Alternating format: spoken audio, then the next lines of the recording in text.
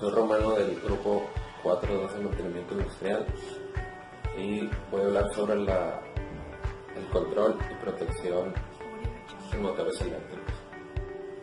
El primer punto nos habla sobre la protección de los motores. En este caso lo más común es utilizar un fusible, los cuales están divididos en tres grupos. El grupo GL, que es el fusible más utilizado, el GR, que es aplicado a los semiconductores, y el GLL, que es un fusible de uso general, igual que el primero, pero con una función retardada. Otra manera de proteger los motores es combinar un fusible con un relé de sobrecarga, los cuales están diseñados para soportar hasta 10 veces la corriente nominal. Después tenemos los interruptores que, igual que los anteriores, se activan manualmente, con la diferencia de que al momento que dejes de ejercer presión seguirán cumpliendo su función. Después tenemos los contactores, que funcionan como un interruptor, con la diferencia de que pueden ser activados a distancia mediante un sistema electromagnético. Después tenemos los relés temporizadores, que estos tienen la misma función que un relé, solo que pueden ser activados mediante un temporizador en el cual se le determina el tiempo previamente. El siguiente punto nos habla sobre los circuitos de control. Estos están divididos en dos: los de 2 hilos, los que son los que controlan la potencia aplicada a la bobina de arranque en motores trifásicos, y los de 3 hilos, que son más utilizados para controlar botones, pulsadores, entre otras cosas de acción instantánea. Esos son más utilizados dentro de la industria, ya que son más fáciles de instalar, son flexibles y pueden alcanzar largas distancias de accionamiento. Dentro de estos están las funciones de los tipos de control, los cuales hay 3 tipos.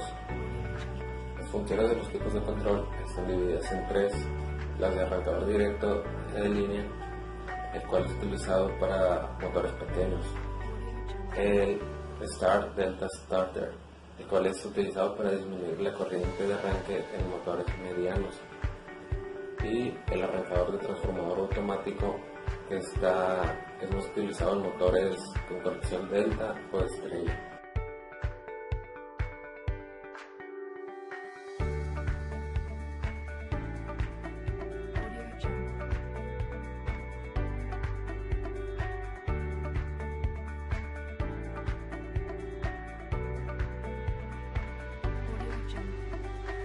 El punto número 5 nos habla sobre 5 conceptos que debemos conocer para la comprensión de este tema. El número 1 son los contactadores eléctricos. Este es un dispositivo que sirve para abrir o cerrar la corriente eléctrica de los circuitos. Este es utilizado para motores en centrífugas, compresores y aires acondicionados. El segundo son los relevadores eléctricos. Este dispositivo funciona como un interruptor, solo que puede ser activado eléctricamente. Es utilizado para la selección de circuitos en motores. El 3 es un timer. Básicamente es un temporizador que abre o cierra circuitos en el tiempo que se le da. El cuarto es la botonera. Como su nombre lo dice, es un botón que al pulsarlo hace una función, y al dejarlo de pulsar deja de hacer la función.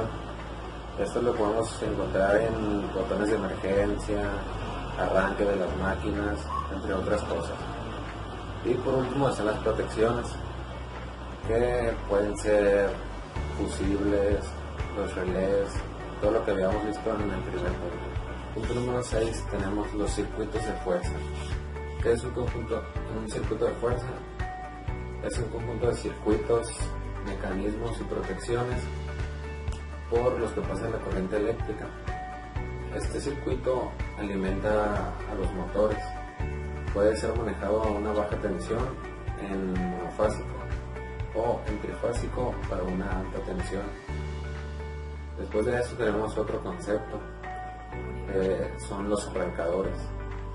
Los arrancadores son equipos que controlan las tres fases del motor, regulan la tensión, la corriente eléctrica y protegen el motor y su sistema.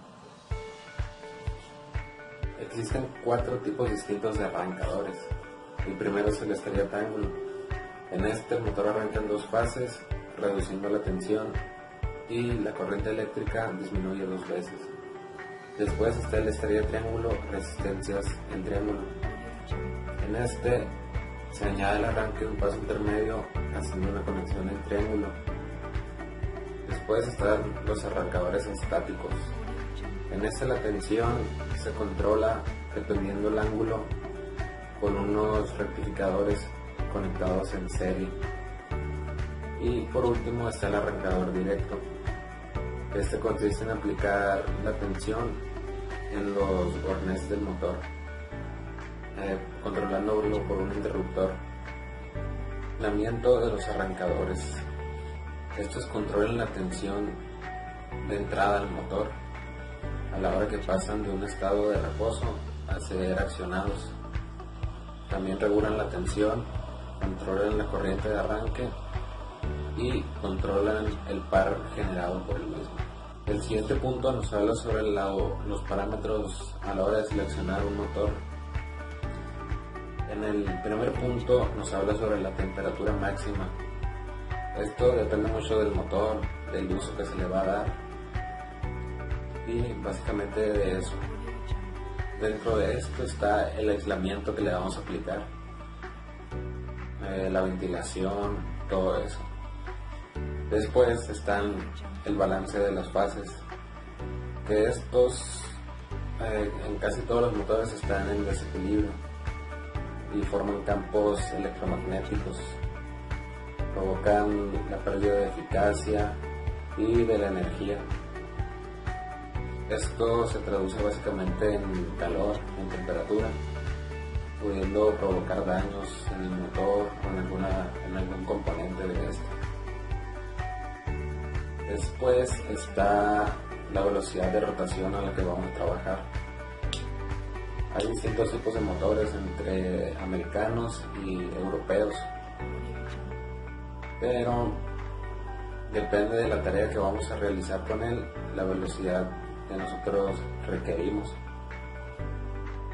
De igual forma están las vibraciones que tiene el motor, que si son muy elevadas, sobrecargan al eje, y igual que en el punto anterior, esto se traduce en calor, o sea, en temperatura. Y por último están las paradas continuas que tiene el motor. Pues si va a estar parando constantemente, si va a estar cambiando de tarea. Las paradas y los arranques hacen que la temperatura se eleve y esto puede provocar fallos, puede provocar que se queme el motor, algún componente, y esto provoca tiempos muertos en la industria o hasta fallas o catástrofes. Después tenemos los mantenimientos aplicados a estos sistemas. Los primeros son las barras de conexiones, que cualquier vibración de la máquina en sí puede aflojar tornillos, tuercas, desconectar algo. Es importante, por eso se deben realizar constantes evaluaciones al equipo. Después tenemos los interruptores. Estos pueden fallar mucho, constantemente, dependiendo del uso que se le dé. Por eso es necesario que en los mantenimientos preventivos se analicen todas estas causas. Y uno de los más importantes son los fusibles o la caja de fusibles. Es necesario revisar cada uno por uno, ya que si uno está quemado, a la siguiente descarga o sobrecarga, el daño pasará directamente a nuestro equipo. Es por eso que es muy importante mantener la caja de fusibles siempre en buen estado. Y otro de los que parece que no, pero es un gran daño, hace un gran daño a nuestros equipos, es el polvo o el residuo que deja nuestra labor.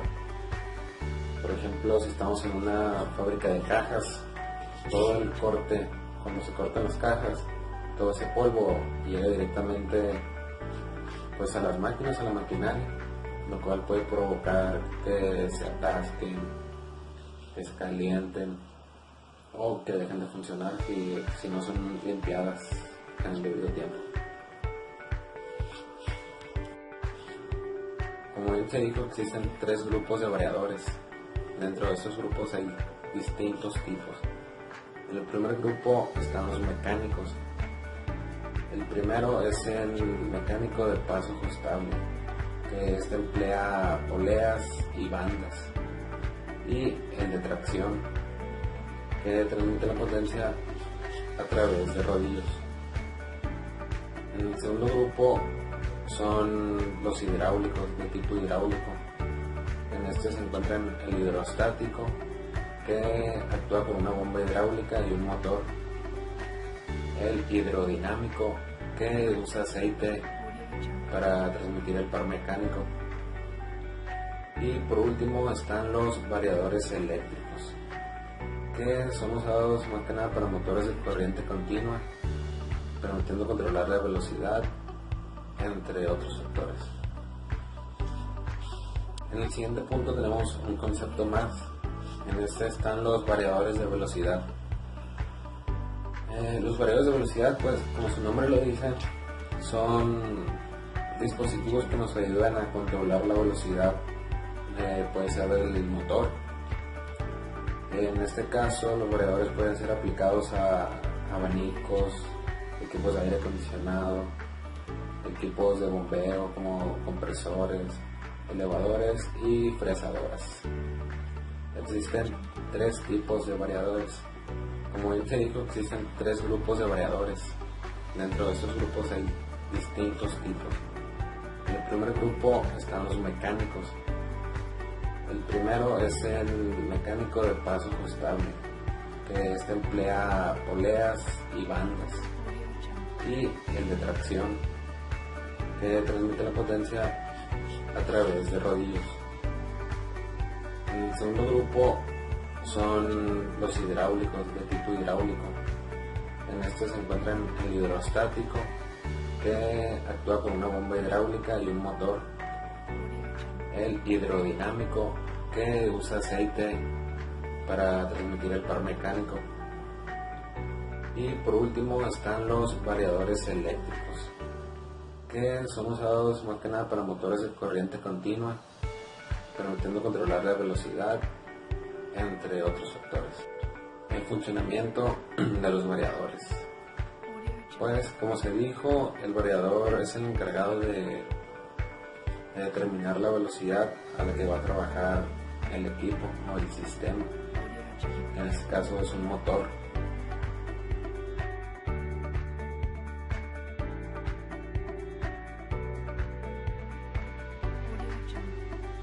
Y en el último punto están los parámetros para la adquisición de variadores.